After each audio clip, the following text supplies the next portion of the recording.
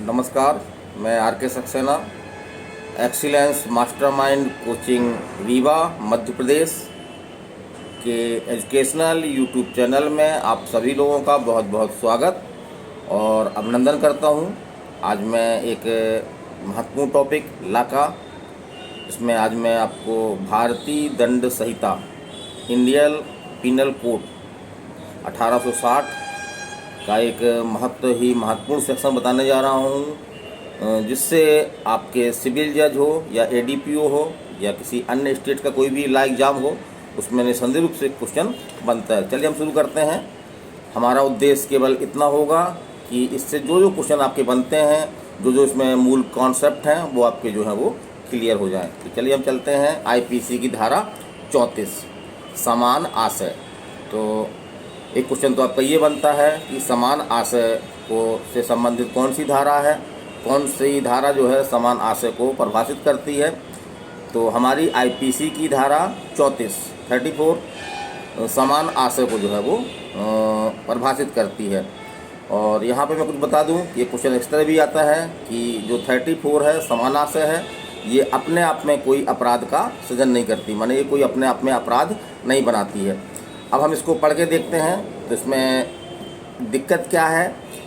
सामान्य स्थितियों में तो हर व्यक्ति अपने काम के लिए दायी होता है, उसने जो अपराध किया है उसकी सज़ा का जो है वो भागीदार होता है। लेकिन कुछ ऐसी स्थितियां होती हैं कि हम दूसरे के कारणों के लिए जो है वो स्वयं भागीदार होते हैं। इसी को हम बोलते हैं प्रतिनिधि दायित्व या संयुक्त दायित्व। तो वह अवस्था जिसमें हम दूसरे के कार्यों के प्रति भी जो है वो दायी होते हैं, तो उसी से कुल मूल रूप से ये आपकी धारा 34 संबंधित है।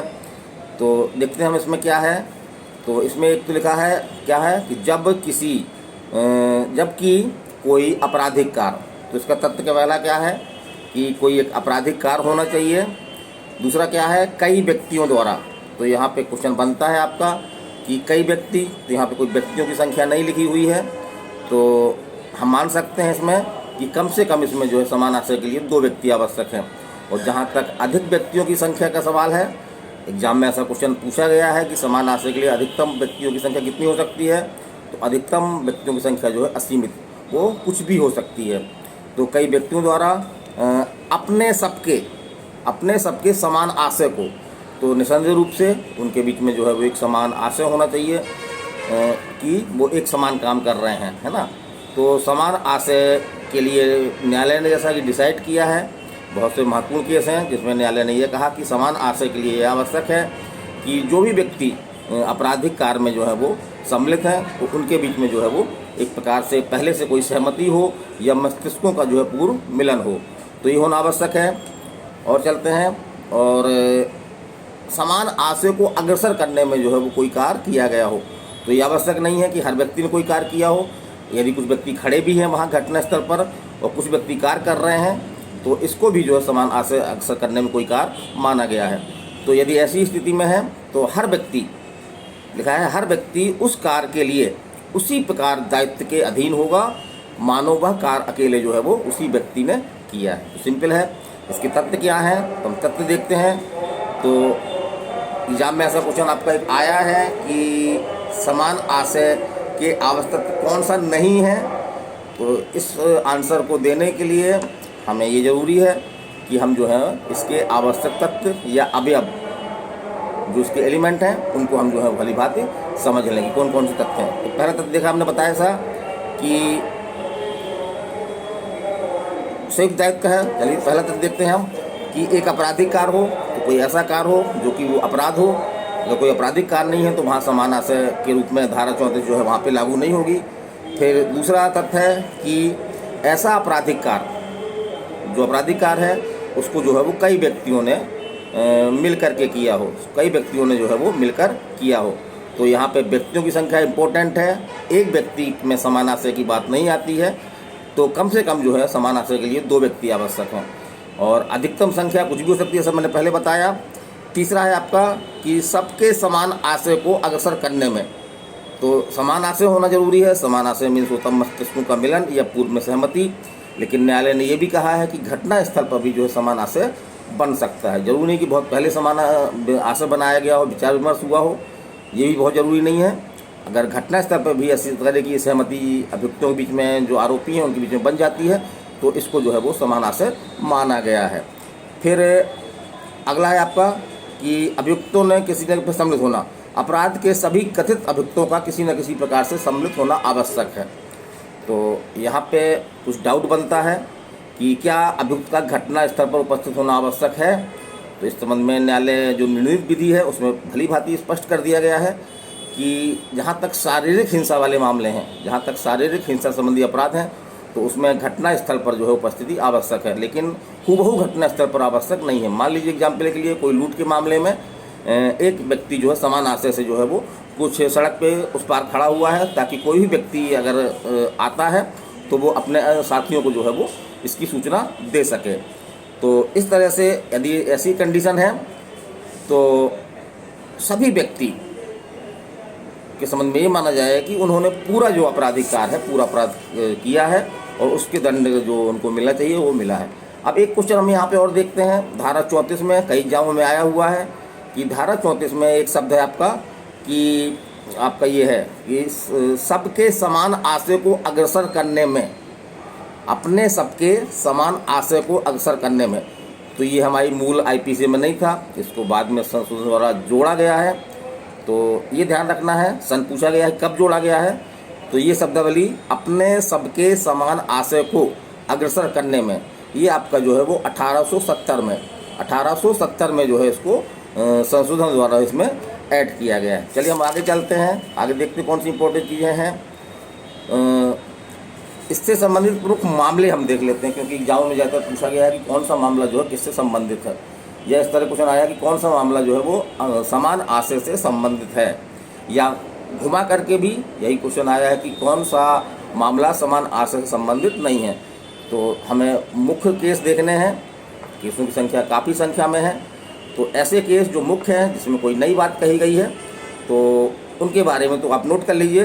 जैसे कौन कौन से केस हैं आपका, एक तो केस आपका है नंद किशोर बनाम मध्य प्रदेश राज्य, ये महत्वपूर्ण मामला है। और हम देखते हैं तो दूसरा मामला आपका जो है वो ये आपका है वीरेंद्र कुमार घोष वर्सेस एम्परर। और एक बहुत चर्चित मामला, तीसरा मामला इसमें जो है वो है आपका महबूब शाह बनाम एम्परर। कौन सा है, महबूब शाह बनाम एम्परर। और देखते हैं कुछ और महत्वपूर्ण मामला है, एक मामला आपका है रामनाथ बनाम मध्य प्रदेश राज्य, रामनाथ बनाम मध्य प्रदेश राज्य। तो यही आपके कुछ महत्वपूर्ण मामले हैं। इन मामलों में कुछ बातें कही गई हैं, तो उससे भी क्वेश्चन बनता है कि कौन सी नई बात जो है वो समान आशय के संबंध में किस निर्णय में कही गई। चलिए हम उसको देखते हैं। तो हम चलते हैं आगे। तो ये देखते हैं हम आपका पलट रहे हैं, पन्ने पलट रहे हैं, हम उसको आपको वही चीज़ें बता रहे हैं जो कि आपके एग्जाम में आती हैं। तो ये सबसे महत्वपूर्ण मामला हमने बताया था आपको, वीरेंद्र कुमार घोष। ये संभवतः समान आशय का जो है वो प्रथम भारतीय मामला है, जिसको पीबी काउंसिल ने जो है वो डिसाइड किया था।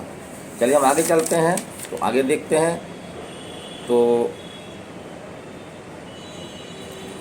कुछ महत्वपूर्ण चीज़ें जो आपके एग्जाम में आती हैं, हम वही बताना चाह रहे हैं आपको।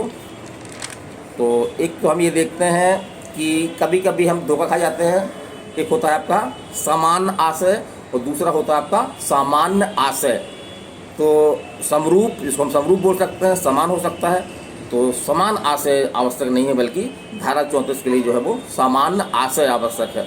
जैसे कि हम एग्जाम्पल द्वारा समझा सकते हैं आपका, और महबूब शाह किस मामले में समान आशय और समान आशय इन दोनों में जो है वो अंतर किया गया। तो ये क्वेश्चन आपके एग्जाम में आया है। तो वो है आपका महबूब शाह बनाम एम्परर। कौन सा मामला है इसको याद रखिएगा, नोट कर लीजिए आप लोग, महबूब शाह बनाम एम्परर। इस मामले में जो है वो पहली बार न्यायालय ने जो है वो आपका समान आशय और सामान्य आशय, माने कि सेम और सिमिलर, सेम इंटेंशन और सिमिलर इंटेंशन दोनों में अंतर है। जैसे एग्जाम्पल के ले लीजिए कि एक व्यक्ति है जिसको 3 व्यक्ति लोग जो है उससे दुश्मनी है, उसको जो है वो जान से मारना चाहते हैं, लेकिन उनके बीच में कोई आपसी सहमति नहीं है।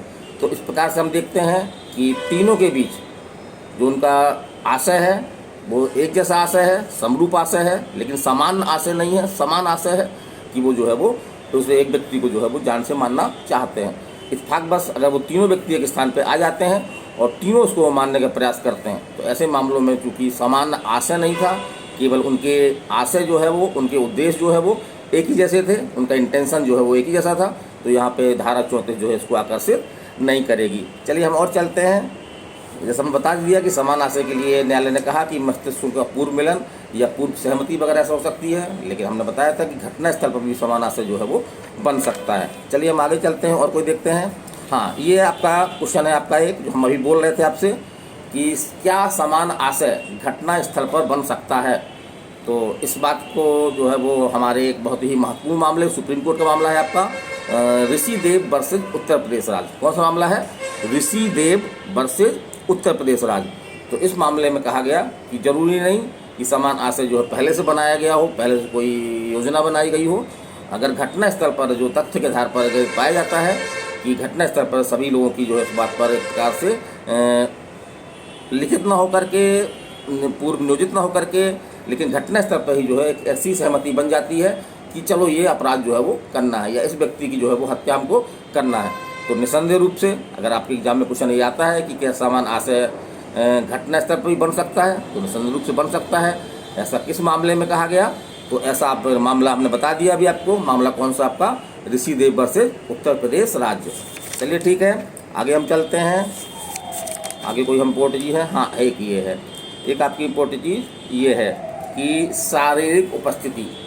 तो समानतः पहले ये कहा जाता था कि समान आशय के लिए जो है अभियुक्त का जो भी उसमें व्यक्ति शामिल है उनका घटना स्तर पर उपस्थित होना आवश्यक है।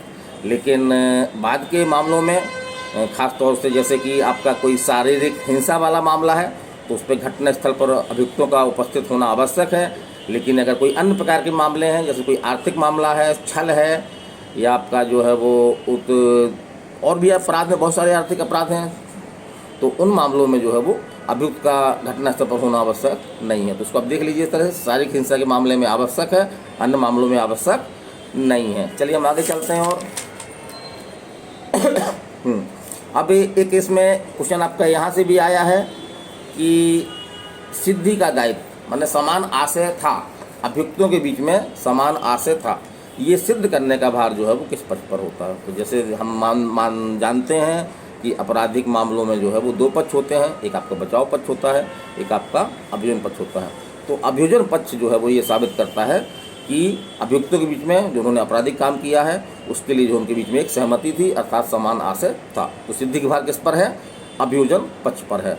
हाँ, अब एक क्वेश्चन और उठता है कि यदि समान आशय का प्रश्न उठा है किसी अपराध के मामले में जहाँ व्यक्तियों की संख्या कई थी या एक से अधिक थी, तो यदि किसी अभियुक्त को विमुक्त कर दिया जाता है और केवल एक अभियुक्त, एक व्यक्ति जो है वो बचता है, तो उसको जो है वो समान आशय के अंतर्गत सजा नहीं दी जा सकती है, उसको समान आशय के अंतर्गत सजा नहीं दी जा सकती है। तो एक व्यक्ति की सजा तथा अन्य व्यक्ति की विमुक्ति के मामले में जो है समान आशय का सिद्धांत जो है वो लागू नहीं होता। चलिए हम और चलते हैं।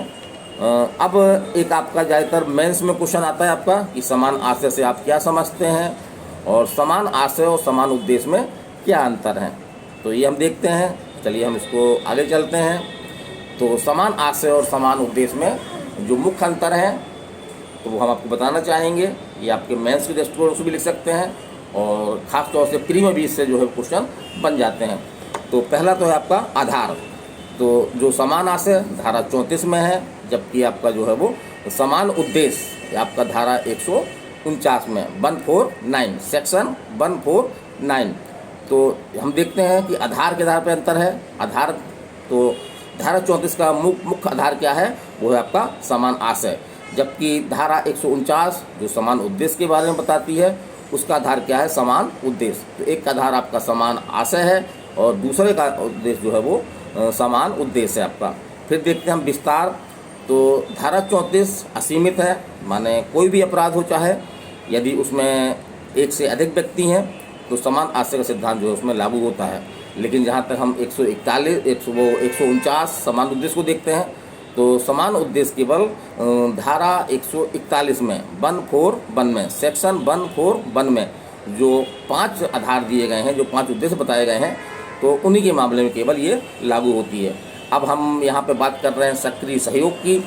तो समानता ये माना जाता है कि समान आशय में जो है वो जो व्यक्ति दोषी होंगे तो उनका जो है वो आपराधिक कार्य में कुछ ना कुछ सक्रिय सहयोग होगा। लेकिन समान उद्देश्य में सक्रिय सहयोग जो है वो आवश्यक नहीं है, क्योंकि स्पष्ट कहा गया है कि यदि विधि विरुद्ध जमाओं का कोई व्यक्ति सदस्य भर हो जाए तो वो जो है वो समान उद्देश्य के आधार पर प्रतिनिधि दायित्व के अधीन माना जाएगा। और देखते हैं हम तो व्यक्तियों की संख्या, तो ये मुख्य अंतर है। जैसा हमने बताया था अभी धारा 34 में कि धारा 34 को प्रभावी करने के लिए कम से कम व्यक्तियों की संख्या कितनी आवश्यक है, 2 आवश्यक है। लेकिन जहां हम 149 की बात करते हैं तो 149 के लिए जो है वो कम से कम जो है 5 व्यक्ति आवश्यक हैं। अधिक से अधिक व्यक्ति नहीं बताए गए हैं इसमें। यद्यपि ऐसा क्वेश्चन पूछा है कि अधिक व्यक्ति कितने हो सकते हैं, अधिक व्यक्तियों की जो है वो असीमित हो सकते हैं, कुछ भी हो सकते हैं। चलिए हम और देखते हैं। तो अपराध का सृजन, तो हम देखते हैं कि धारा 34 स्वयं किसी अपराध का सृजन नहीं करती, ये बात मैंने पहले ही बताई है। लेकिन जो 149 है वो स्वयं जो है वो एक अपराध का सृजन करती है। तो इस प्रकार से समान आशय और समान उद्देश्य में मुख्यतः ये 5-6 अंतर हैं, और इनको अगर आप कॉन्सेप्ट रूप से समझ लें तो ये अंतर आप जो है अपने शब्दों में भी लिख सकते हैं, इसको आपको रटने की कोई ज़रूरत नहीं पड़ेगी। तो ये मेरा था आपका छोटा सा उद्देश्य, समान आशय IPC 1860। तो इसमें मैंने केवल उन्हीं चीज़ों पर प्रकाश डाला है कि जहाँ जहाँ से क्वेश्चन आपके बन सकते हैं। तो अगले लॉ टॉपिक के लिए मैं आपसे विदाई लेता हूँ। नमस्कार, धन्यवाद।